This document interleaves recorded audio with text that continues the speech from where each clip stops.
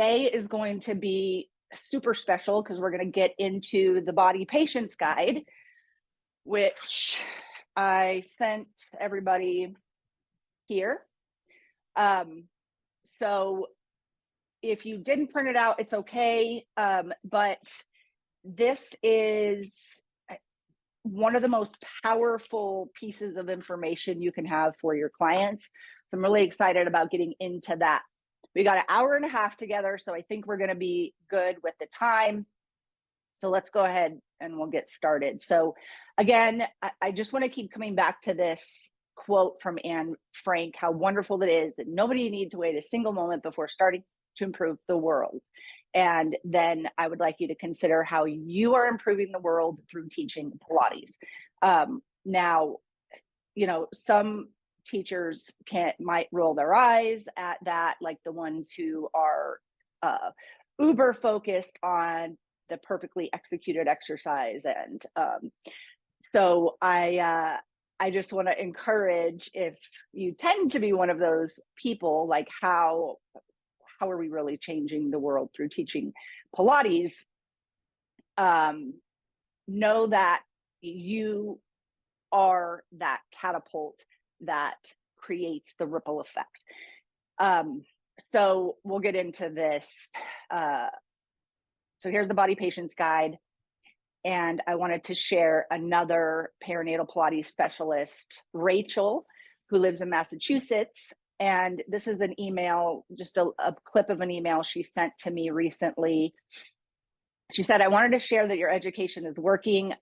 I would have never known what to say or do in a situation like this 2 years ago. So what she's talking about is a situation with a postpartum mom who was getting a lot of pressure from her mother and her grandmother on, quote, bouncing back and telling her she needed to lose weight and that she couldn't get pregnant again until she lost weight. And obviously that's devastating to a woman. And so Rachel was able to talk her through that. And she continues to say, now I believe in what I'm saying and teaching, and I have books and resources to help these women even further. The ripple effect is real, is what she wrote.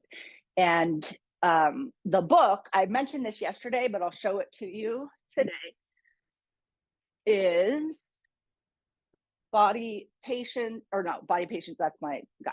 This is More Than a Body.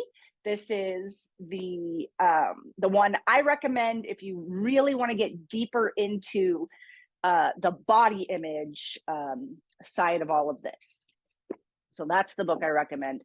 For moms who probably don't have the time to sit down and read a whole book, I recommend the audio version.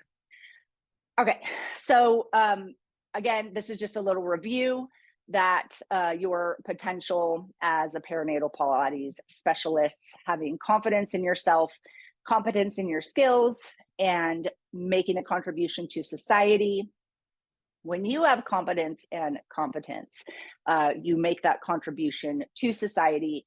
Your perinatal client then takes that positive energy and catapults that out into her spouse, her children, which again create a ripple effect of goodness throughout this world that we all know, obviously, we need so much of. So that's that ripple effect that the Pregnancy Pilates Impact logo stands for.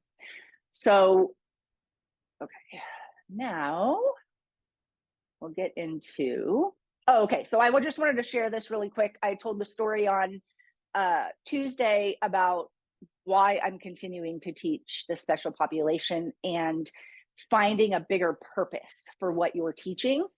And so I shared that I had said a prayer that I wanted to be pregnant if God wanted me to continue teaching other teachers, educating on pre and postnatal Pilates training. And this is the actual prayer in the journal. And then, like I said, I was pregnant the next month. There's my baby there. He's 8 years old now. Okay, so again, just really quickly, we're going to review integrity, motivation, patience, awareness, courage, trust, empathy, and resilience, what we call impactor. And those are the ways that we develop. Go back to that real quick.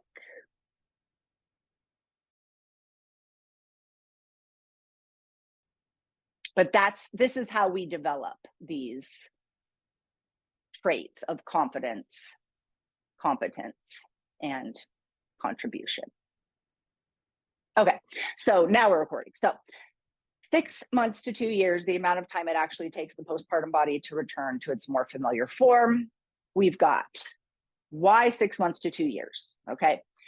Number one, relaxin stays in the body up to 1 year postpartum. This helps in the healing process, okay? This is new research that, you know, we used to think like we want to hurry up and we want the relaxin to leave, but you actually don't, because it helps in the healing process. Inside of the guide, it explains a little bit more. I'll actually read from that on page 2. The fascial web gets help from the hormone relaxin.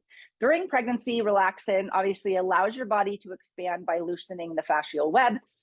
After you give birth, relaxin assists in the process of healing the pelvic floor and core by reducing inflammation, promoting muscle regrowth, and repairing birth injuries.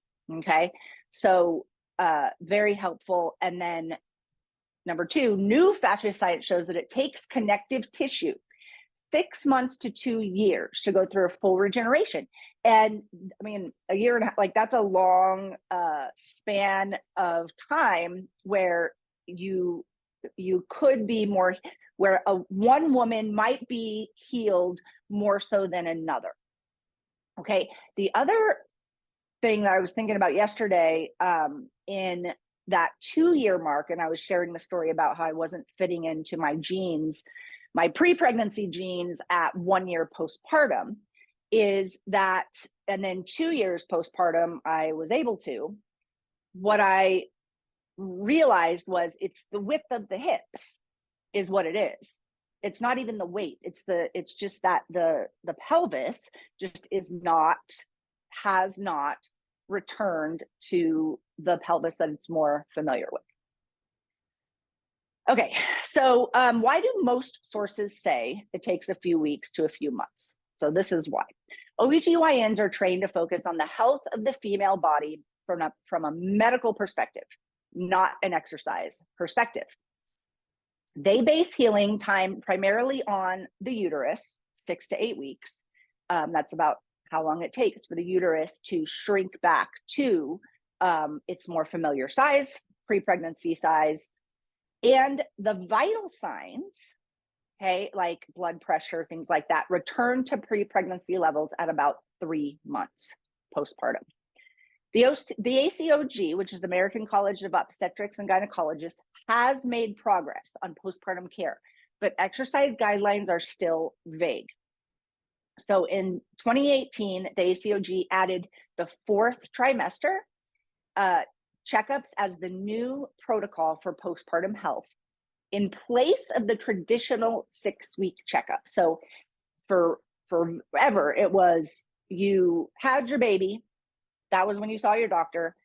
When you had the baby, they delivered the baby. And then you would go back for 1 6-week checkup, okay? The new protocol states the following. It is recommended that all women have contact with their obstetrician, gynecologist, or other obstetric care providers within the first 3 weeks postpartum. This initial assessment should be followed up with ongoing care as needed, concluding with a comprehensive postpartum visit no later than 12 weeks after birth.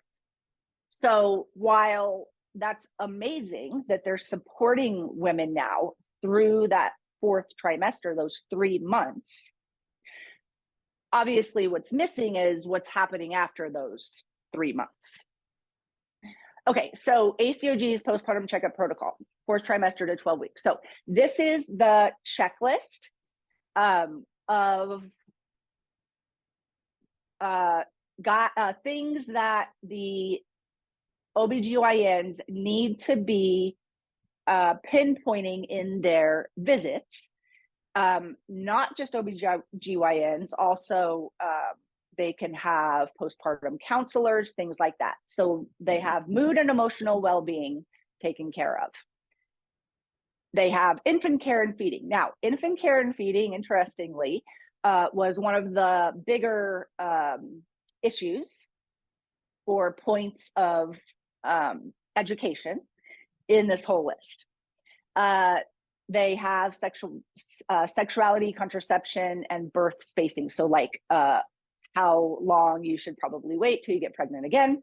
They have sleep and fatigue. They have physical recovery from birth, which does not include exercise. It includes like C-section scars. Again, has the uterus gone back to its more familiar size? Chronic disease management, and then health maintenance. Okay, these are the listed things. While this is incredibly comprehensive, okay, none of these elements work without exercise and movement. So this is the missing piece of the puzzle that we as pre and post or perinatal Pilates specialists have the honor of helping OBGYNs and our clients to make sure they are fulfilling that part of the puzzle so that all the other elements can work, because we know mood and emotional well-being. Okay, we know hands down that exercise helps to lift mood. Okay, I don't see anywhere in these guidelines sunshine, getting sunshine, being out in nature, which are proven ways to help lift mood. Infant care and feeding, contraception, birth spacing, sleep and fatigue. We all know that exercise and movement helps to encourage sleep. When you've been moving throughout your day and you get the body moving, you sleep much better. Obviously, that goes into physical recovery from birth. Exercise and movement helps to combat a lot of diseases. And then obviously, it's health maintenance. Okay, so the medical monopoly in perinatal wellness. If you failed your anatomy test in school, you are not alone. The struggle to understand the human body as parts, like a machine, goes against every natural thing about us. If you come from a movement background, you can probably relate to not getting it when you went through your anatomy courses and were forced to memorize the origin and insertion of each muscle. So if you see in this skeleton guy over to the left, the red is where the origin of these muscles are supposed to be, okay? But the reason why it's so hard to understand is because the theory doesn't hold up. All you have to do is watch a human dissection. If you have never seen a human dissection, Gil Headley, Integral Anatomy, that is where I recommend you go to see these human dissections, where you see there is no insertion and origin. Okay, these are theories. So yet most trainings are still regurgitating the quote parts theory without recognizing that everything is actually connected. So there's nothing wrong with looking at individual muscles. It's when you're not concluding how that muscle is working in relation to the rest of the body. So if you look at over here to the right with the hands holding the uterus, that uterus is only half of a uterus, yet when it comes to pictures, and if you just look up like uterus and look up images, this is all you see. When this is actually what it looks like. So that you're seeing half of it, but that's never explained, okay? And even showing just the uterus, okay? And even, you know, just showing your pelvis is really important to educate clients on their insides. But then you also want to make sure that they understand the purpose of that when they move, anytime they're moving, those organs are in a sense shifting, okay? And it talks about this in the guide on page, I believe it's page 3. So I'll show you in a minute, but this is where it talks about the shifting or gliding of the organs, okay? And I'll just show you in my model real quick. So these little slime things, here, I'll stop sharing for a minute so you can see. Okay, so these little slime balls inside, okay, they're called Orbeez. I didn't want to put that in there because, I don't know, it might be the name of like a company or something. So I just call them little slime balls, okay? This is a great analogy of how the organs are inside of the visceral bag, really is what it is. And so every time you move, they slide, okay? They're packed tightly, but they slide, all right? I don't know if it's today or Tuesday, we're going to talk about why we want to use the term hug versus belly to spine, because what happens when we say belly to spine is we squish the organs, and then you have issues down into the pelvic floor, up into the diaphragm, okay? So visuals like this are amazing to be able to educate your clients. This is like at the dollar, you know, in the dollar section at Target. All right, so okay, so back to the medical monopoly in perinatal wellness. So one of the major causes of self-doubt in teaching is regurgitating information you don't understand or believe in, okay? So there's this little guy over here that's thinking, okay, a lot of things that don't list has. Don't lay supine, don't twist, don't run, don't flex, okay? Like don't do that movement, okay? So you must have the courage and curiosity to ask questions about the status quo, about what is popular. Because just because it's popular does not mean that it's true. So Western medicine, we're going to look at, when it comes to Western medicine, which is the popular way of how America conducts their system, what most OBGYNs go by. One of the things that is popular is looking at the body in parts and looking at it like a machine, hence the word biomechanics, okay? So we're gonna go through a little quick history of classical anatomy, okay? Classical anatomy versus like contemporary anatomy with fascia. So classical anatomy and biomechanics, okay? So this is Descartes. He argued that bodily human motion is based on similar workings to those found in a clock mechanism, okay? And then Borelli, he was a philosopher, he was a mathematician and an astronomer, okay? And he is known as the father of biomechanics. And he devised human movement theories based upon linear mechanics and two-dimensional deduction, okay? So that's like the joints as levers in this picture. it's incredibly fascinating to me that the industry has so easily, for the most part, because there's a lot of people out there. I mean, I have libraries of books of people that are talking about fascia and are starting to connect everything. But it's really the alternative. The majority is still looking at human movement like this. Okay, so this is my theory, okay, of why so many teachers fear movement, okay?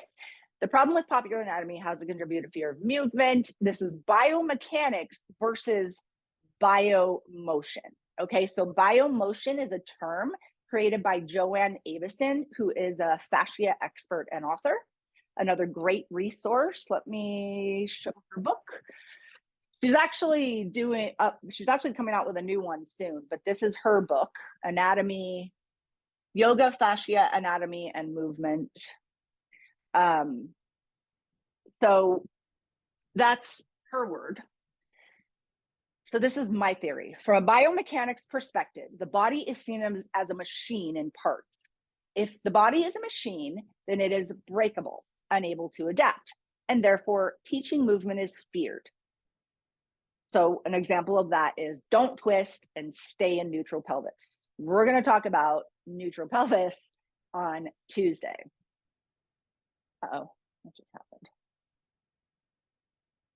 There. Okay, from a bioemotional perspective, the body is seen as nature, okay, as a whole. Okay, Gil Hedley has said, confirmed, we are nature. We are nature. We start as cells, and miraculously, through tension and compression, create ourselves. Like, it's freaking phenomenal. And that's one of the reasons I love teaching pre and postnatal, because I mean, the woman that's growing this baby in her body, it's a miracle. And you are a miracle, and every person walking around is a miracle, but we just take it for granted because it's so normal, right? Okay, so if the body is nature, then it is resilient, constantly adapting to change, okay? Unlike a machine that has no neurological system and has fixed parts, okay? Therefore, if you see the body as resilient and constantly adapting to change, okay, like when you walk around and these organs move, teaching movement is revered, which just means welcomed, okay? So for example, we teach that you can twist in pregnancy. It's the way that you teach it, okay? Because yeah, if you're gonna teach like this, yeah, that's probably not gonna be the most efficient. But if you can teach it from a movement perspective of lifting and twisting, that's the game changer. It's the way that you're teaching these things, okay? And then also support your posture with hugging the baby, okay? Instead of just telling a woman to stay in neutral pelvis, which can be incredibly inhibiting. Okay, so this is not about making doctors wrong. This is about educating Pilates teachers on how to stop regurgitating information just because it's popular and build up the courage to fill in that missing piece of the puzzle with educated information you know is beneficial, okay? So this is one of the powerful ways that you begin to change the world with your teaching. What we call, this is your contribution. You're making this contribution. Okay, so any questions? We doing well?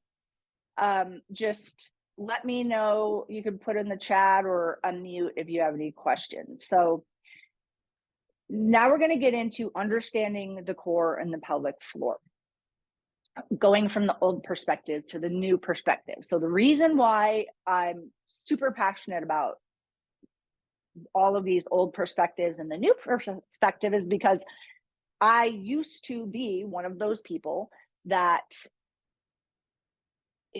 was regurgitating information, okay? Because remember, I've been educating teachers since about 2012. And back then, there wasn't a lot out there at all. There was one book on Pilates and pregnancy, and it was from Carolyn Anthony, who is the pioneer of pre and postnatal Pilates. And there was a tiny section on what's happening in the body during pregnancy that was all great and accurate.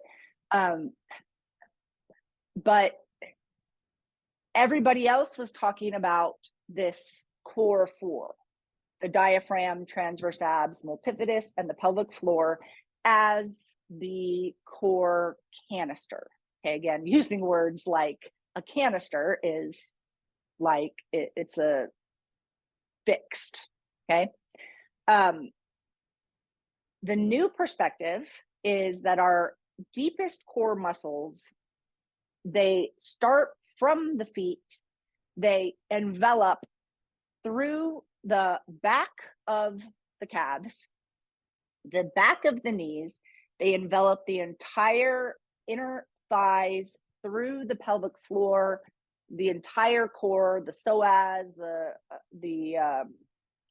all the core muscles, all the organs, through the diaphragm, the heart, the lungs, all the way up through to the cheeks and the sides of the head. That's why, if you've ever heard that putting your tongue to the roof of your mouth relaxes the pelvic floor, okay? Because it's all connected. Now, one thing I do want to say about this is that this is also a theory. This is a theory Tom Myers developed as a way of looking at the body from a whole perspective. And I think it's a great way to understand our deepest parts from that feet to cheeks or feet to head perspective. Okay. And what's probably the most relevant when it comes to pre and postnatal. So that's me when I was pregnant. Just those are just the lines showing where everything is. And then this picture all the way to the right is a better picture without the transverse, without the abdominals, showing where everything is connected. Okay, so this is my curriculum in 2017, the regurgitating of the information. Okay, so again, as I'm creating this, teaching it, I was just never real sure. Like, I was just doing it because I thought that that's what I was supposed to do. And I don't know, I'm just, you when you know better, you do better. But it is disappointing to me that I didn't know more of this when I was teaching teachers back in, from 2012, 2017. Now, in the same curriculum, I had one page on, this is when I was just starting to understand, and really when fascia was starting to become more mainstream in the movement world. Okay. Tom Myers really started this, and this is, so it was there. I just wasn't applying it yet. These are some of the interesting things about fascia. It's referred to as the fascial net or the fascial web, which we talk about in the Body Patients Guide. It covers the muscles and organs from head to toe with no separation. It's a single connected unity in which the bones, quote, float, okay? Our bodies are held together within this fascial net by mucus of varying consistencies, from thick and sticky to fluid and lubricated. Every cell in the body is hooked onto and responds to fascial tension. It loses elasticity as we age. That's why we start to, the skin starts to lose elasticity. Collagen is the number one builder of the body. That's why we get a little bit stiffer as we age. But the beautiful thing is that moving, okay, is what regenerates that the serous fluid is what it's called, that goes throughout the body and allows the organs and the skin, your skin, the reason we can do this to our skin and it doesn't rip is because of the fluid inside, that the serous fluid. Fascia is the organ system of stability and mechanoregulation. Most injuries are connective tissue or fascial injuries, not muscular injuries, because fascia envelops, not just it's completely through the muscles. So if you take a muscle and you take the fascia out, the muscle will drop and fall flat. It's because of that fascia that the muscle even looks like what it looks like. There are 10 times, and this is interesting, there are 10 times more sensory nerve endings in your fascia than in your muscles. So when a client describes their pain or yourself moving from one area to another, they may be describing fascial pain. And then application of pregnancy postpartum, connective tissue determines a person's shape. So when the uterus expands at full term to 500 times its pre-pregnancy volume, the fascial net will stretch as well. And then when analyzing core stability during and after pregnancy, like diastasis recti, pelvic organ prolapse, pelvic pain, we have to strongly consider what's happening to the fascia. And so now, 2023, that's where this comes from, and where the entire Pregnancy Pilates Impact Academy is based on teaching from a fascial perspective. Okay, so I have a story very quickly about trying to teach a client how to breathe laterally and thoracically. We used to call it lateral thoracic breathing, okay, where you know this, you're breathing from the sides or back of the rib cage, okay? But what was never really explained to me was that when you breathe, you should be expanding. You should be actually expanding the entire torso. So the shoulders are going to lift a little bit. The belly is going to expand a little bit. What you want to get away from is just that belly breathing, okay? And we want to get the rib cage moving. And it's not just about just the rib cage. And I was trying to teach this client how to do this breathing, and she kept moving the rest of the torso, and I kept telling her, no, wait, that's wrong. No, you have to keep the belly still. That's what was happening. Her belly was rising a little bit. You got to keep the belly still, and you got to only move the rib cage. And she was like, I don't understand, I don't get it. Well, no wonder she didn't get it, because when you breathe, everything kind of has to go together. And this is one of those, just another visual that I absolutely love. It's a toy. You get it on Amazon. I think you can look under like breathing ball or something like that, and it will come up. But this is the idea. So when you inhale, okay, everything's expanding. And when you exhale, everything is closing back together. Okay, so we're going to talk about now more popular ideas that have been proven to be harmful. Or starting here, because I have a lot more after this. So, okay, so sitting versus squatting. So I'm sure that you've heard of squatty potty, right? The invention of the toilet. The sitting toilet was not designed with human physiology in mind, okay? invented for convenience, just like the chair, okay? The sitting position causes the pelvic floor muscles to constrict the colon, okay, like you see in this first picture. So you have the pelvic floor muscles and you have the colon, and you see how it's constricting, okay? Pregnant women already struggle with constipation. So sitting on the toilet makes it worse because now they're forced to strain, causing pressure down into the pelvic floor, which over time can lead to pelvic organ prolapse. So you see this picture all the way to the right. When you're in that squat position, you can see how it opens up the colon.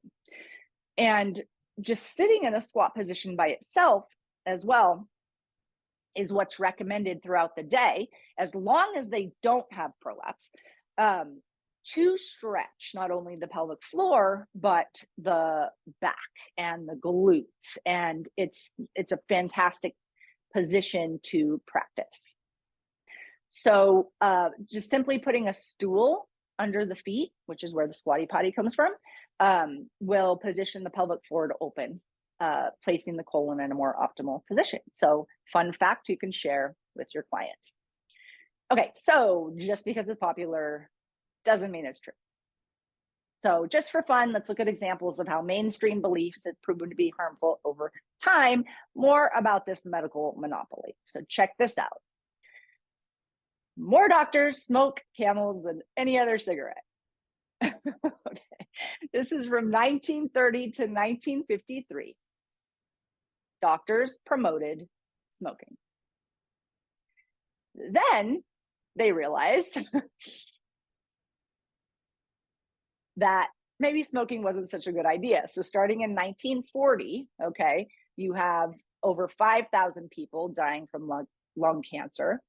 All the way up to in the 60s, over 25,000 people are dying from lung cancer. The more cigarettes you smoke, the greater the risk. You've been warned. This is an anti-smoking poster from 1962. Okay.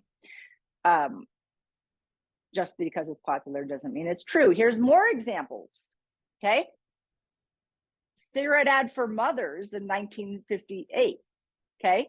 And it's even talking to mothers in a way that is kind of talking about cigarettes and smoking as a baby. So, proud mothers, please forgive us if we too feel something of the pride of a new parent. For new Philip Morris, today's Philip Morris is delighting smokers everywhere. Enjoy the gentle pleasure, the fresh, unfiltered flavor of this new cigarette, born gentle, then refined to special gentleness in the smoking. And then obviously new, it's a play on obviously baby being new. And then obviously here we have in 2000, secondhand smoke is dangerous to children. It's crazy. So again, just because it's popular doesn't mean it's true. Okay, so looking at the history of the BMI, which we learned about on Tuesday, anatomy, the medical system, and popular ideas that have been proven harmful, does it make more sense?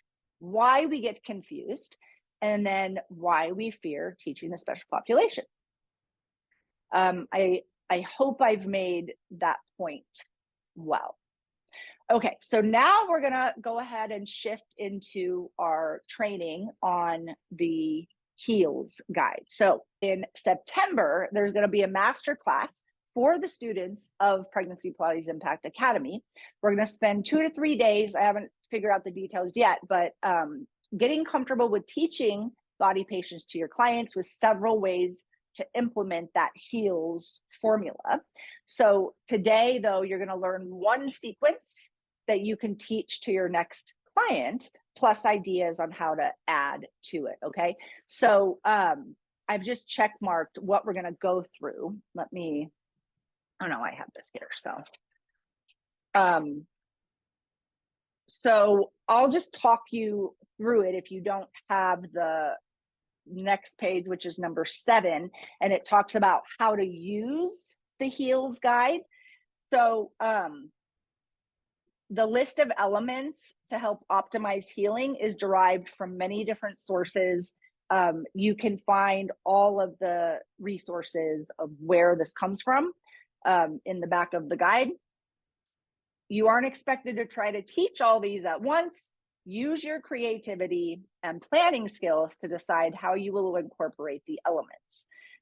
Many of them will be combined and practiced together, and that's what we're going to practice today. On the H, okay, we're going to incorporate hugging the belly. We're going to incorporate earth, which you'll see, awareness, the lat glute connection for back core support, the squat and stand element, sunshine element, and the smiling element. Okay. Maybe what we'll do if we have time, once we're done with this, because I want to make sure we have plenty of time for this, is I'll go through each one and explain them. But I want to do some movement right now since it's been 45 minutes without moving. So okay, so we already went through that. Just another look. Okay, so just here's some ways of visualizing the core very quickly when you're teaching this. So visualizing that the core is expanding out, or visualizing coming up from the ground. Very quickly, this is during pregnancy, how what hug the baby looks like. So here you completely relax, okay? And then you can see where as I hug, so there's the release again, there's the hug, okay? And the idea is that moms have control over the belly just hanging, that they can use their abs during pregnancy. And this is how, okay? It helps so much with supporting in everyday movement. And what we talk about in this guide is hugging the belly for postpartum, which is similar, okay? Okay, very quickly here, this just shows, this is another example of, again, that core four, okay? And when it comes to educating clients, showing them something like this can be incredibly helpful, because they can actually see what's happening, okay? The only thing I don't like about this is that it's missing everything else. It's missing all of the organs. So it's not explaining how the organs are moving. But I think that it is a great way of explaining breathing and how it all works together there. Okay, so we're going to go now to this sequence. And the example is going to be just a simple roll down, okay, at the end of class. Could do it at the beginning, but I like doing this at the end of class. So the first thing you're going to do is, ideally, if you can, take the session outside, even if it's just stepping outside onto, like, wherever your studio is, you can just step outside onto the concrete. When it comes to grounding, which is where the earth comes from, when we talk about the earth, the E in heels, grounding creates this energy field around the body that is calming, okay? Our bodies are energy conductors. And so when you put bare feet, bare hands, anything on, you can do it on concrete, because it will conduct the energy of the earth. Also, just plain dirt, obviously grass, okay? So pretending we're outside, Plus, obviously, you get sunshine. Okay, so not only do you have the grounding, but you have the sunshine. Okay, so we're going to do roll downs, and we're practicing in this hugging the belly. Okay, like we just talked about hugging the baby, but now we're going to do hugging the belly.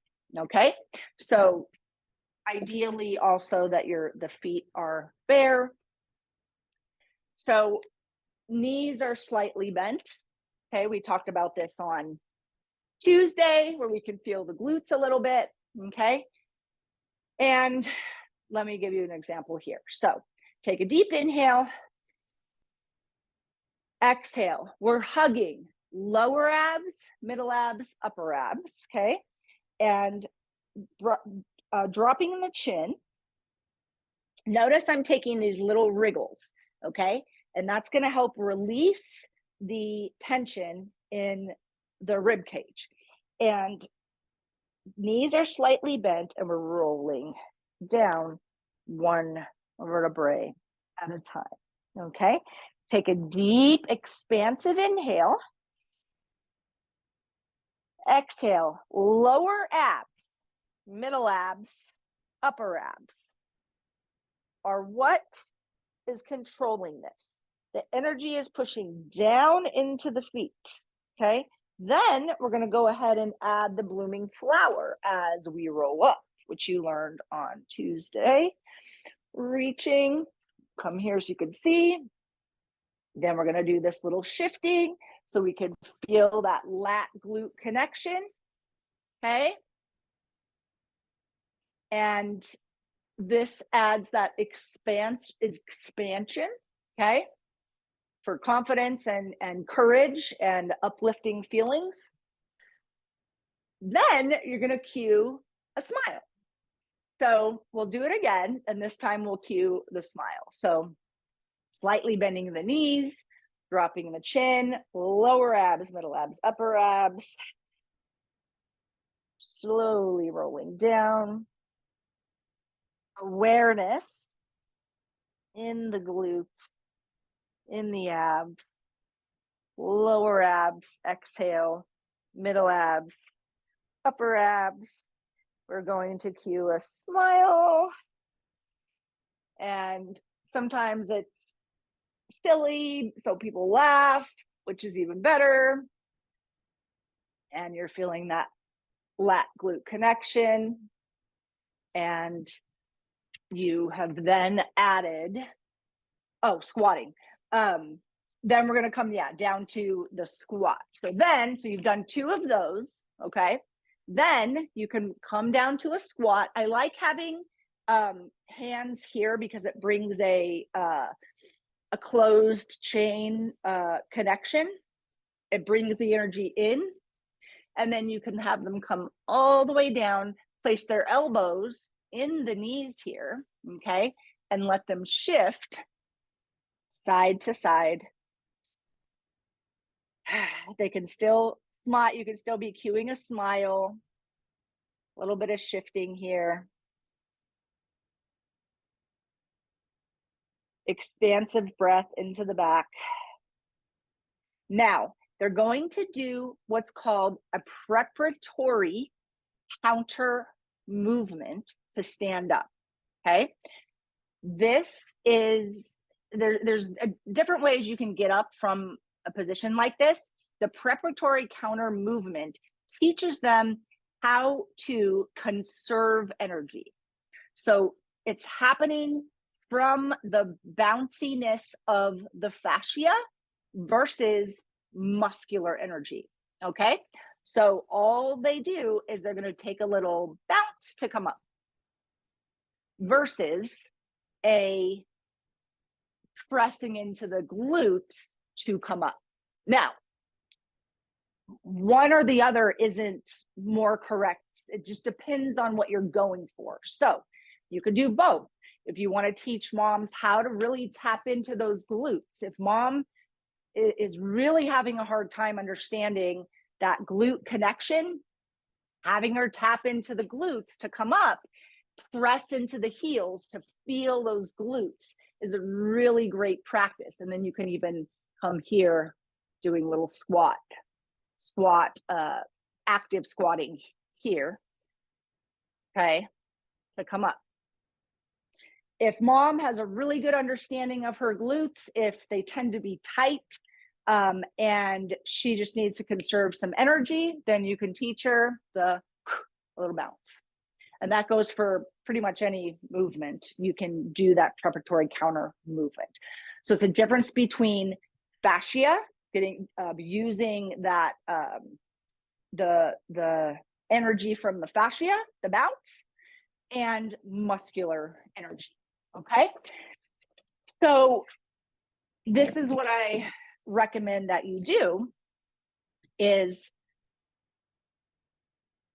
try that with a client, and then use your own creativity. So this is where confidence comes from, is being able to take what you're learning and apply it to your own ideas. What I always tell students is, you have a uniqueness about you, your the history of your experience, okay?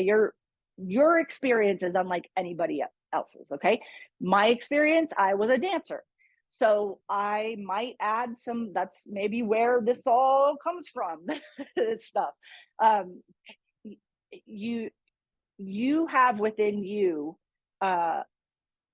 inherent movements that feel good, that you can share with your clients, rather than just regurgitating, okay, something that maybe doesn't feel good or doesn't make sense, okay? So that was an example of using a Pilates exercise like the roll up, okay, the standing roll down, and adding all these elements. So what I recommend then is that you try that, and then go through this heels guide and incorporate a few of these other elements into another exercise. Now, on day 3, we're going to go ahead and add to, I don't know if I'm going to do equipment yet or not, but because the whole point of gaining confidence in teaching isn't really about learning the exercises. I mean, that is a fraction of what actually allows you to develop confidence and competence. You want to be able to take any exercise and apply it to pre and postnatal. So what time is it? We have plenty of time. So what I'm going to do is, number 1, we're going to go through the whole heels guide. I'm just going to talk through it, what each thing is. Then on Tuesday, day 3, I'm going to go through how to create a variation out of any exercise that's going to be safe for pre and postnatal, okay? Okay, so starting with the H, we've got hug the belly instead of belly to spine, okay? That's lower, middle, and upper ab connection, okay? Then we have hug your kids, okay? If they already have kids, or spouse, anybody that they can hug. So much of this is where that social aspect comes in, the biopsychosocial, okay? It all works together, obviously, but having that element of gratitude for what you have, and being able to incorporate that into daily habits is vital to healing. Okay, human connection is vital to healing. Gratitude is vital to healing. Okay. Again, there's tons of resources to support this. Okay, gentle hanging. So I'm going to show this on Tuesday.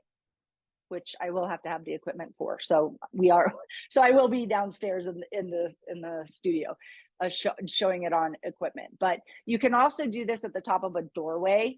I guess I can show you real quick there. So here, you would have the door open, but this is one way you can do the gentle hanging, is putting the fingertips on the top of a doorway. And if they have a hard time putting both arms over their head, then they can start with single. And then both here. Okay. So if you don't have a trapeze table or one of those push-up or actually pull-up bars, you can just teach them that. But another thing you want to encourage is at the playground, which this is in here. Where is it? Amuse. But if they have children and they go to a playground with their children, they want to be using the monkey bars to hang from.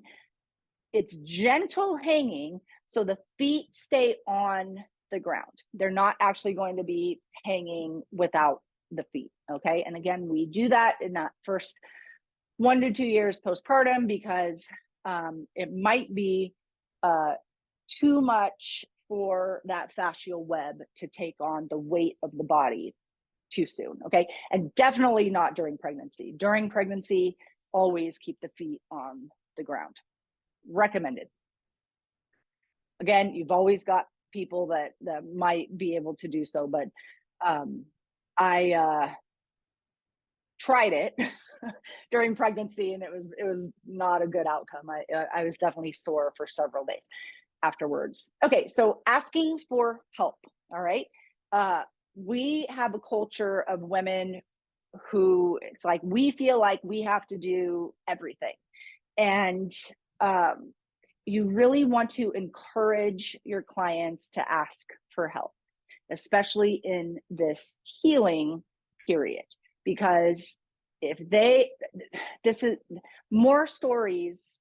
I hear more stories about women causing these issues, the pelvic floor and core issues, just spontaneously because they go to pick something up that's too heavy.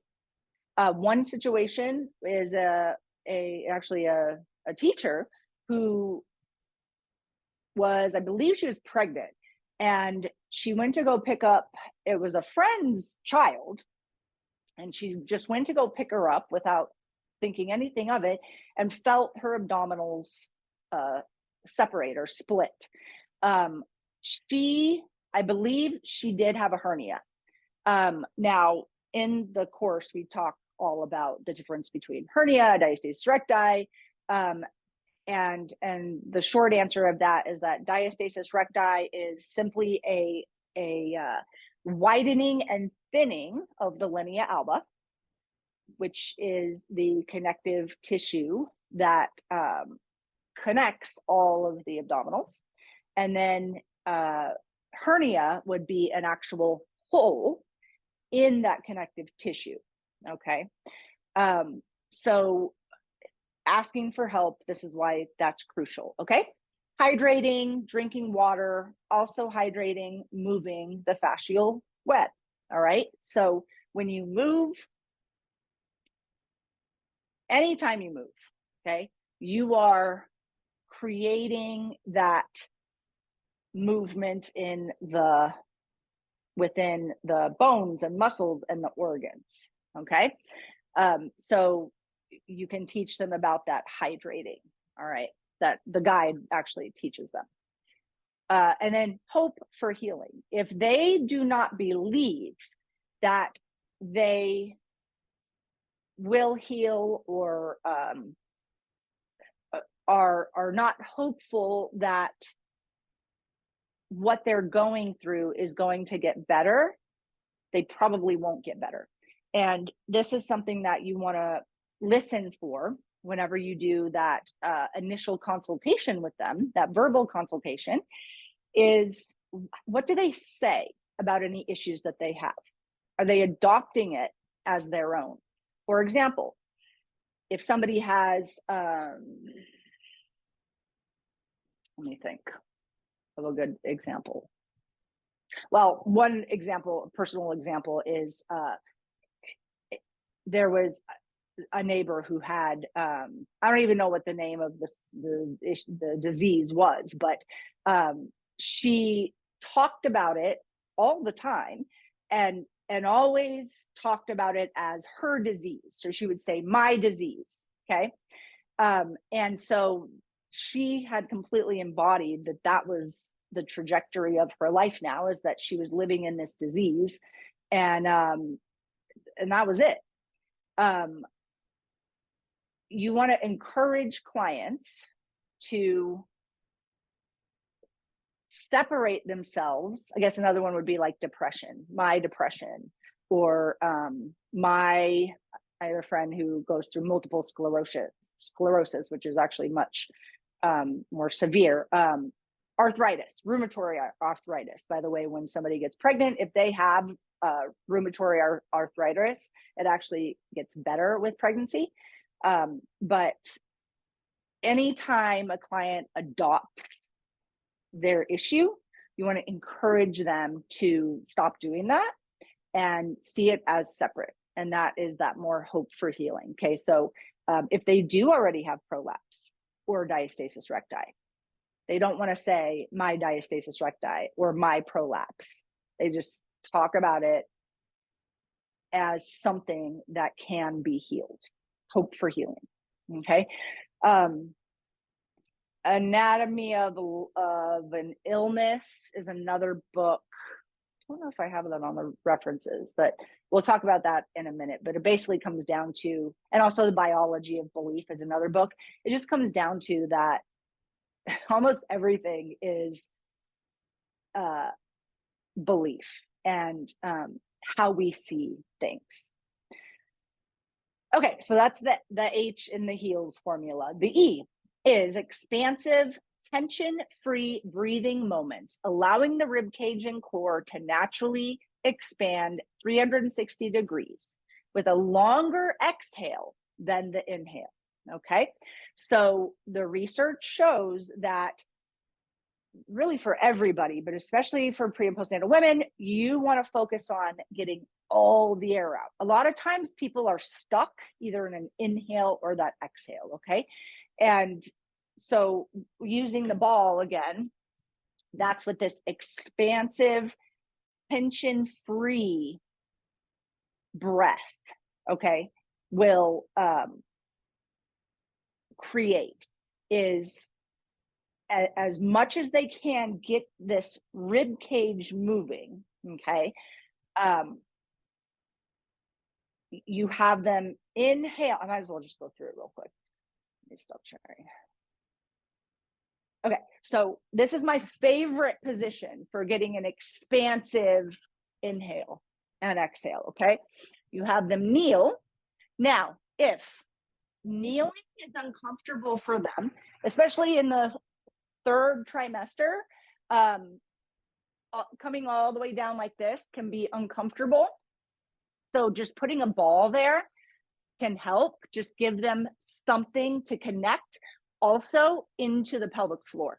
So the ball, having a ball right underneath the pelvic floor and feeling that connection is really powerful in helping them to expand that breath and really understanding that expansion, the expansion and the contraction. Okay, so I like having them here. You want them to be in a position where they're rounding here so that the back is open, okay?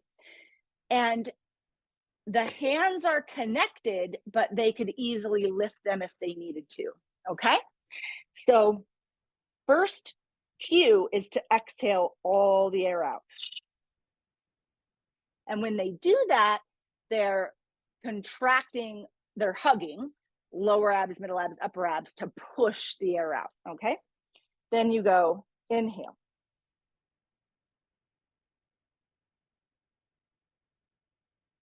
They're expanding until they can't inhale anymore. You have them hold that breath for 2 to 4 seconds, and then exhale, lower abs, middle abs, upper abs. And it usually takes, 2 to 3 breaths for that rib cage to get loosened up. Now, here's a fun little hack. If they're really tight, okay, you can have them do this gentle tapping, which helps to wake up and loosen up the rib cage, okay? You can also do skin rolling, which helps to loosen up that fascial web, allowing for that expansion, okay? So that's one of the things you can do to help them there. But this is the position, okay, best position to be teaching this, that expansive breathing, okay? Why do we teach expansive breathing? Well, during pregnancy, obviously, when the uterus is blowing up, okay, all of the organs, or all the organs here, okay, around, all right, have to have somewhere to go. So all those organs up here are going to be pushed back and up. And where does that go? That goes up into the chest cavity, okay, pushing the heart, the lungs, the rib cage, everything pushes up. That's another reason why you don't ever want to teach shoulders down like that with a pregnant woman, because they literally can't, because their rib cage is pushed up, okay? So when you're teaching that expansion, it's creating room for those organs, okay, to help place the organs in a more comfortable position, okay? Now, I just showed you that one position there, okay? There's lots of other ways we can do the breathing into the side of the rib cage. When you do gentle hanging, you can do it there. So that expansive breathing, though, is one of the big ones when it comes to healing. So, all right. So that's the expansive breathing. Okay, so we just talked about that exhale on the exertion during everyday activities. Okay, so I didn't talk about that when we did the squatting, but basically, when you are going to, let's say, pick something up, if a woman's going to go pick something up, okay, she wants to exhale to lift it up, because a lot of the problem is when a woman picks something up, what does she do? Okay, doing that force presses down into the pelvic floor or into the core over and over and over again. Again, one of the instructions was to read the guide. So if you haven't read the guide, read the guide, and that will all make sense. Okay, energize or elevate the pelvis on a foam roller or a ball. Okay, so this is an incredibly helpful way to release tension, okay, in the pelvis. Awesome if somebody has prolapse, because it's literally relieving that pressure into the pelvis. So all that looks like is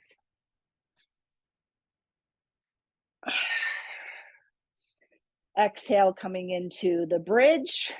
If you're going to do a ball, put the ball under there. You can also do a foam roller and then have them come here and just allow the pelvis to release. This is the ball is a lot less stable than a roller, but this works too.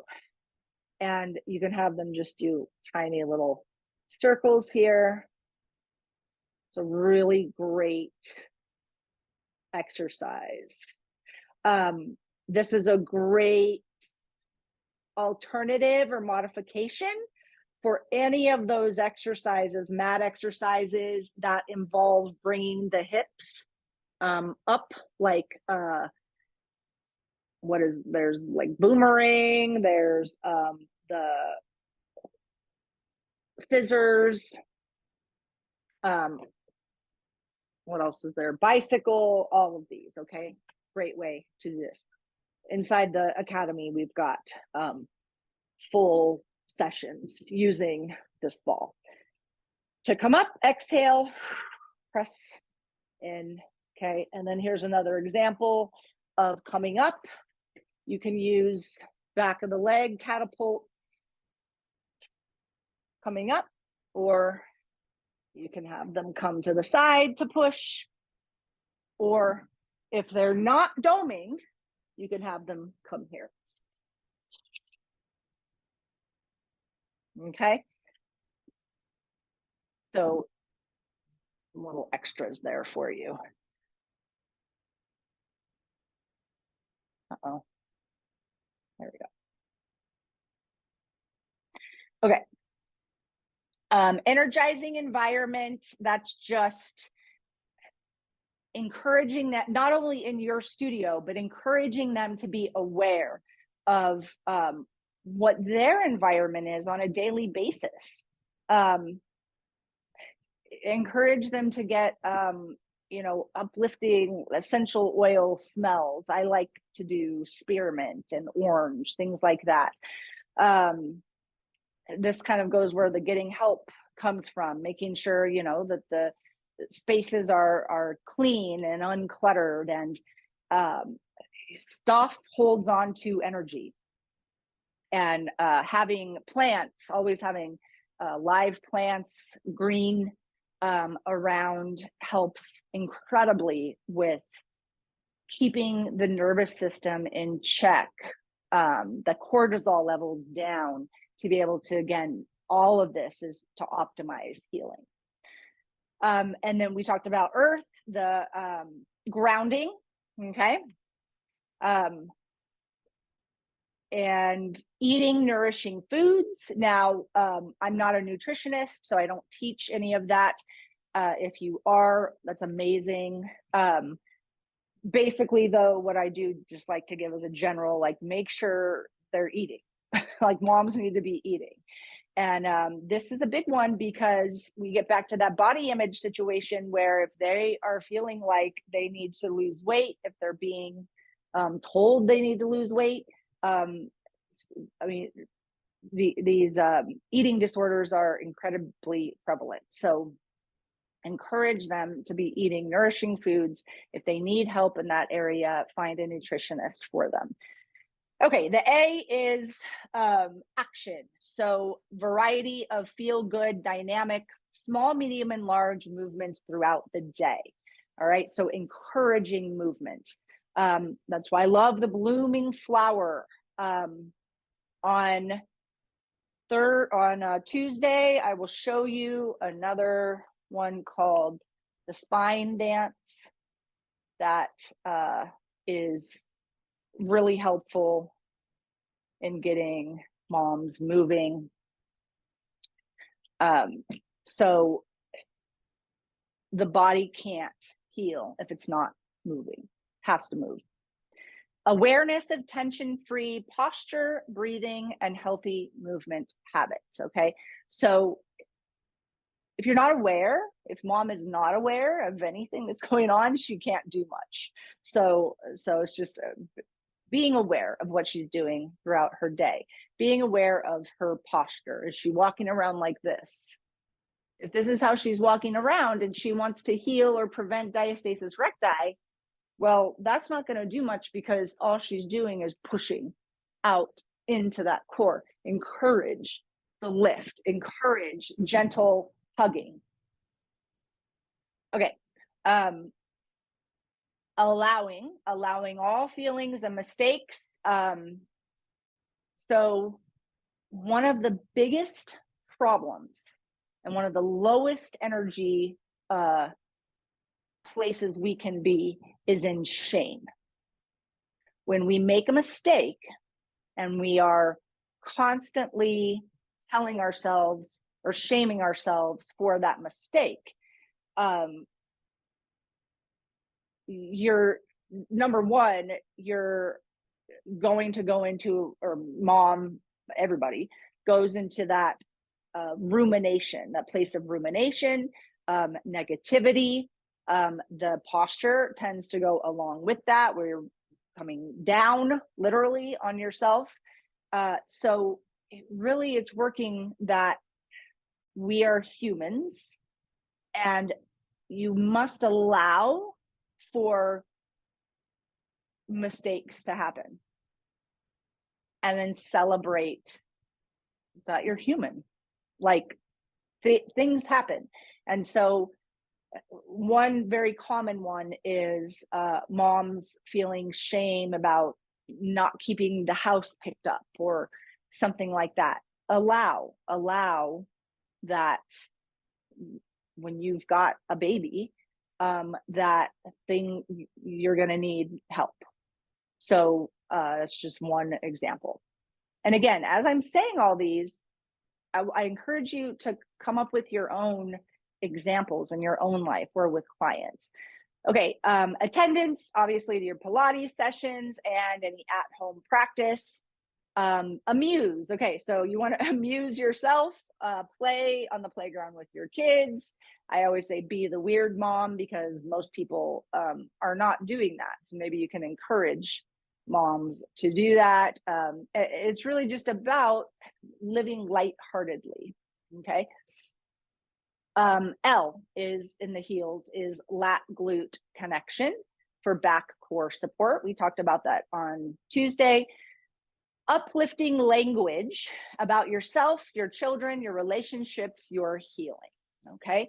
If moms are saying, I'm never going to lose this quote baby weight, if they're worried about that, I'm never going to get rid of this diastasis recti, my kids are never going to listen to me, I'm never going to be able to create the habits I need. Language is so incredibly powerful. And so we really have to encourage moms to not talk like that. And in the academy, we have lessons, full lessons on all of this, how to use inclusive language, how to use language in the exercise setting where we're talking about function over aesthetics.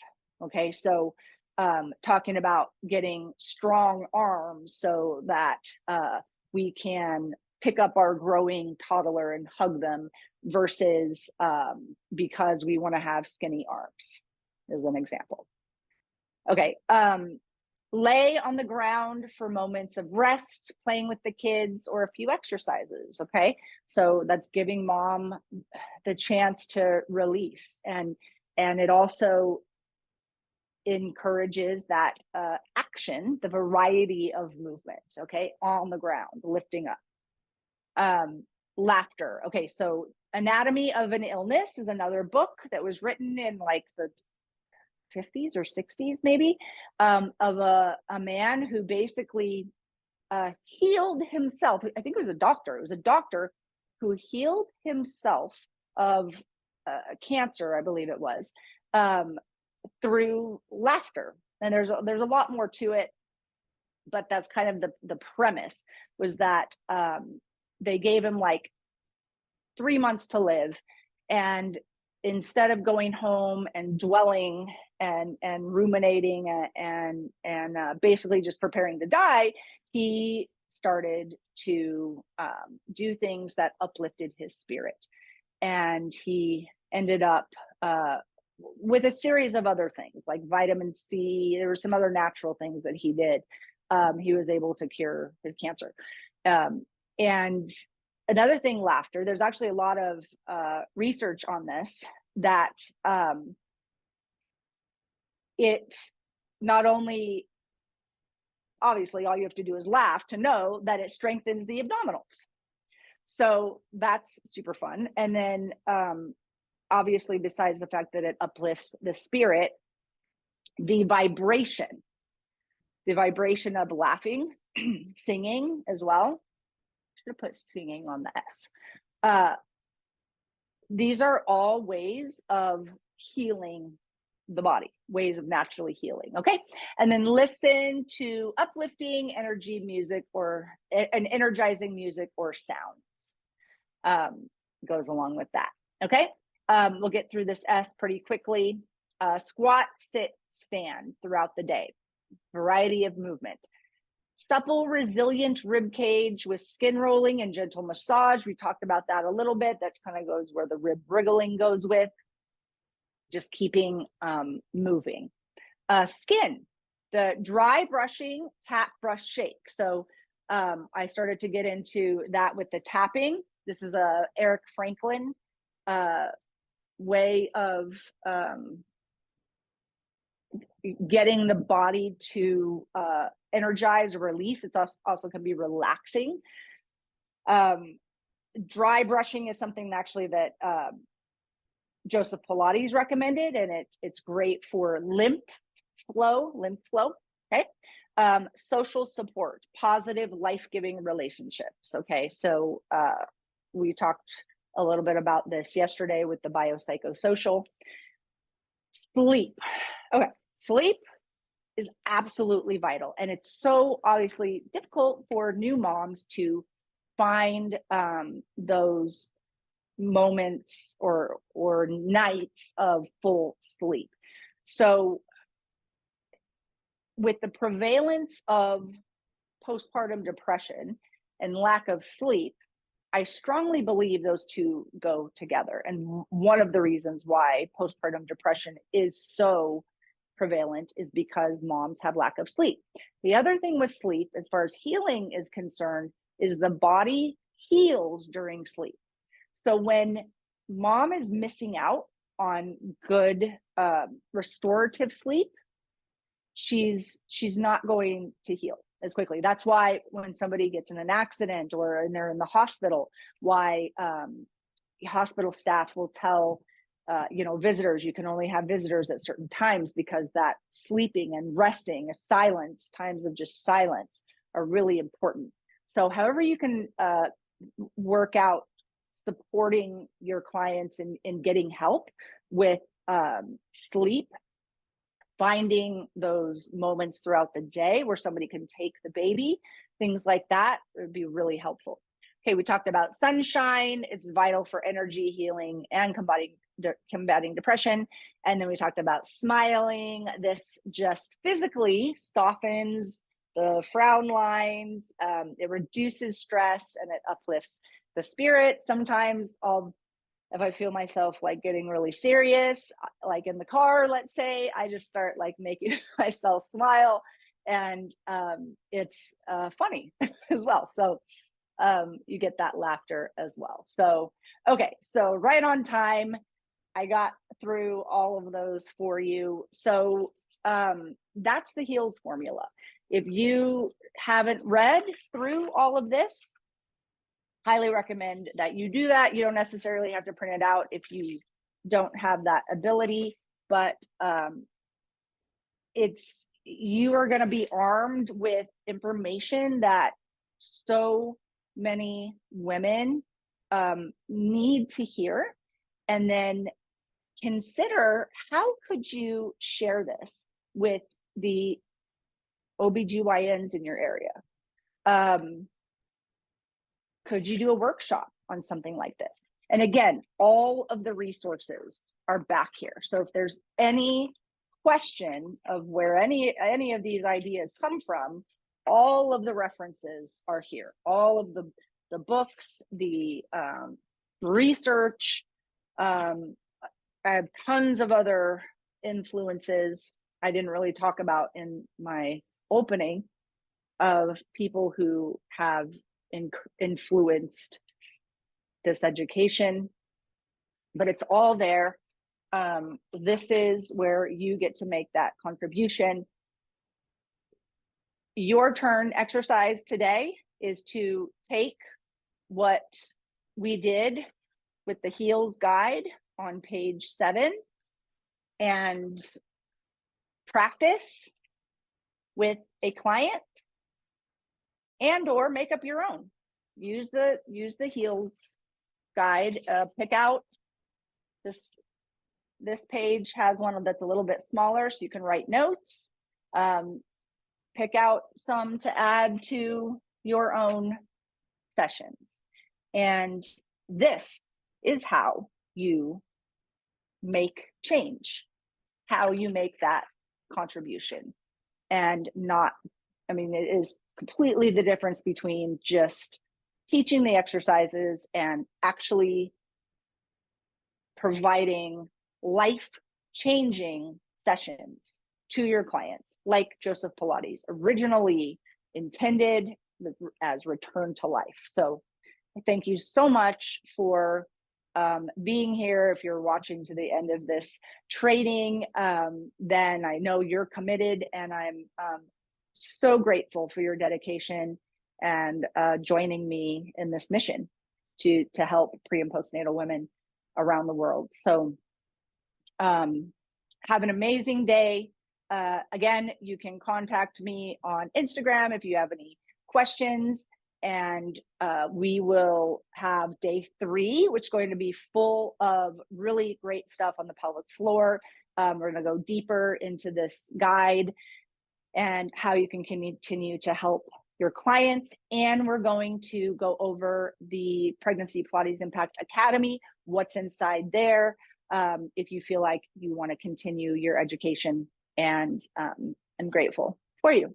So have an amazing day, have an amazing weekend, and I will see you Tuesday the 29th, 10 a.m. Pacific Standard Time. And of course, the replay will be available. Okay, awesome. Yes, I'll see you then.